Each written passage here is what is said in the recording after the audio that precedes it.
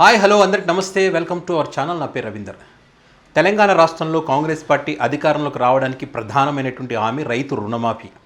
ఈ రైతు రుణమాఫీ చేస్తామని చెప్పిన తర్వాత రైతులు కాంగ్రెస్ పార్టీ చెప్తే చేస్తుందని నమ్మకంతోనే రైతులు కాంగ్రెస్ పార్టీకి ఓట్లు వేశారు. మరి ఈ రుణమాఫీ ఎప్పుడవుతుందా అని చెప్పి చాలామంది రైతులైతే ఎదురు చూస్తున్నారు.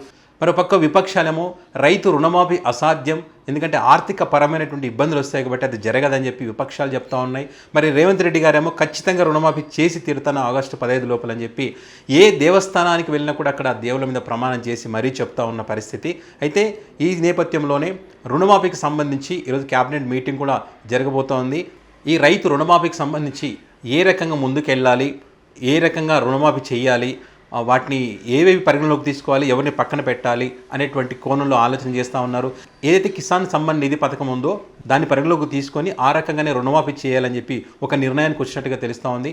అయితే తెలంగాణ రాష్ట్రంలో ఎంతమంది రైతు కుటుంబాలు ఉన్నాయి, రుణమాఫీకి అర్హులైనటువంటి వారు ఎంతమంది అనేటువంటి సంబంధించి కొన్ని అఫీషియల్గా లెక్కలు కూడా చెప్పింది. అందులో 26 లక్షల కుటుంబాలు రైతు రుణమాఫీకి అర్హులైనటువంటి వాళ్ళు ఉన్నారు. ఆ వాటిలో విడతల వారీగా రుణమాఫీ చేయాలనేటువంటి ఒక ఆలోచన అయితే చేస్తూ ఉన్నారు.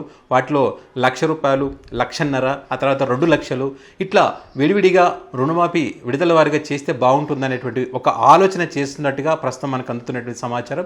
అయితే ఫస్ట్ విడతలో ₹1,00,000 రుణం తీసుకున్నటువంటి వారు ఉంటారు కదా, వారికి రుణమాఫీ చేయాలి. అలా చేస్తే కనుక 6,000 కోట్ల రూపాయలు అవుతుంది మొదటి విడతలో. అదే రెండో విడత వచ్చేసరికి ₹1,50,000 రుణమాఫీ చేయాల్సి ఉంటుంది. దానికి 6,500 కోట్లు అవుతుంది. అంటే మొత్తం 1,00,000 కలుపుకుంటే కనుక మొత్తం 12,500 కోట్ల రూపాయలు అవుతుంది.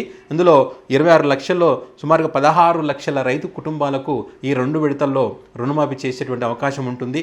ఇక మిగిలింది 2 లక్షల రుణమాఫీ ఉన్నటువంటి 2 లక్షల రుణం ఉన్నటువంటి రైతులు ఉంటారు. అందులో కూడా 2 విడతలుగా రుణమాఫీ చేయాల్సి ఉంటుంది. ఆ రకంగా చేస్తే ఈజీగా ఉంటుంది అనేటువంటి ఒక ఆలోచనకు వచ్చినట్టుగా తెలుస్తుంది.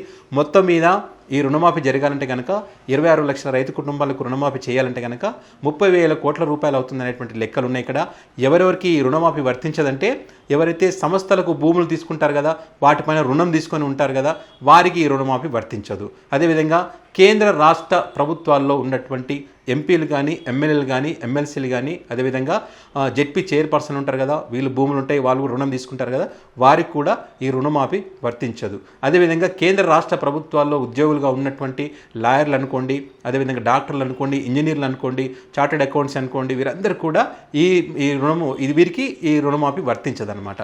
సో ఈ రకంగా వాళ్ళు ముందుకు వెళ్తున్నటువంటి పరిస్థితి. ఏది ఏమైనా కూడా ఆగస్టు 15 వరకు రుణమాఫీ చేయాలనేటువంటి ఆలోచనలో ఉన్నారు. మరి అది ఎంతవరకు సాధ్యం అవుతుందనే చూడాలి.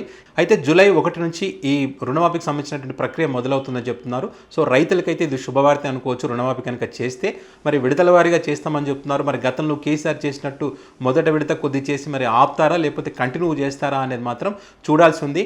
ఈ రుణమాఫీ కనుక చేయకపోతే మాత్రం ఇటు బీఆర్ఎస్ పార్టీకి, బీజేపీ పార్టీకి ప్రధాన అస్త్రం దొరికినట్టే రాజకీయంగా. మరి ఏం జరుగుతుందో చూద్దాం.